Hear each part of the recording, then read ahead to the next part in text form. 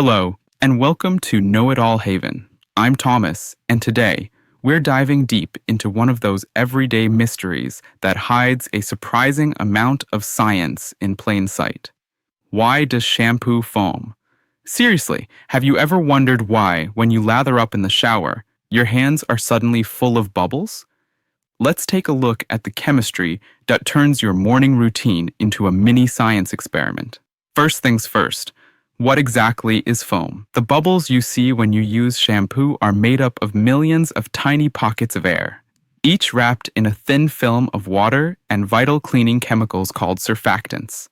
It's these bubbly clusters that make the process feel so fresh, like a tiny cloud party on your scalp.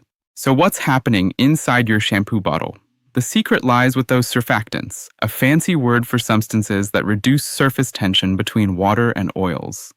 The most common surfactants in shampoos are Sodium Lauryl Sulfate, often abbreviated to SLS, or its slightly gentler sibling, Sodium Laureth Sulfate, SLES.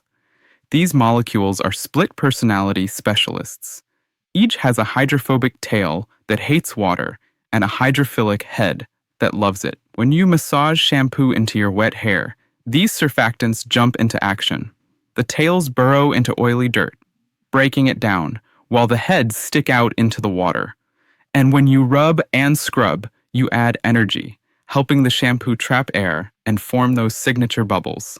That's the foam erupting on your scalp. Now, here's something surprising. Many people think the more foam, the cleaner the hair. That's a shampoo myth.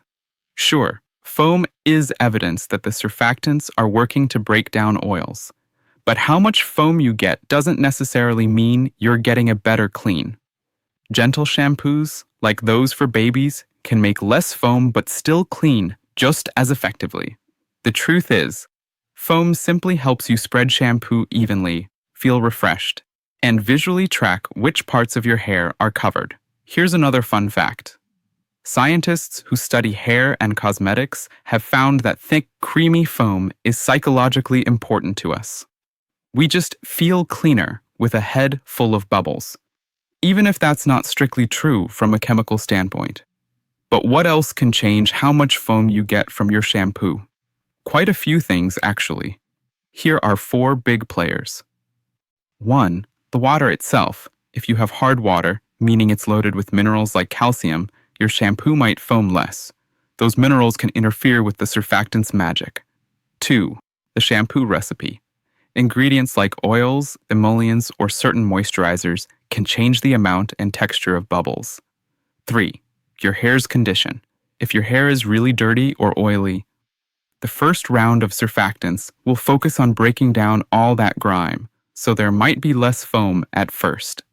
4. Foam boosters. Some shampoos use extra additives like cocamidopropyl betaine to strengthen and stabilize foam, making it look and feel even richer.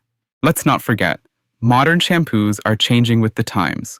More and more, companies are using milder, eco-friendly cleaning agents that are gentler on your scalp and better for the planet.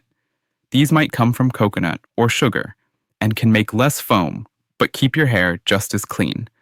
Glucosides and amino acid derivatives, for instance, are popular in green formulas. So, to wrap it all up, why does shampoo foam?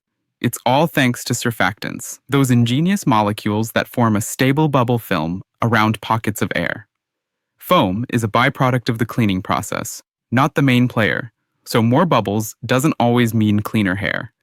The amount of foam you'll see depends not just on the shampoo, but also on the water, additional ingredients, your hair's condition, and foam-building additives. And remember, foam's real job is making your hair wash feel nicer and letting you see where you've already been, not actually doing the heavy lifting on the cleaning front. Now you know, that fluffy cloud of foam on your head is a bit of chemical magic, working hard, and having a little fun. As part of your daily routine, if you enjoyed unraveling the bubbly science hiding in your bathroom, make sure to subscribe to Know-It-All Haven so you never miss our next deep dive into the everyday wonders around us. See you next time.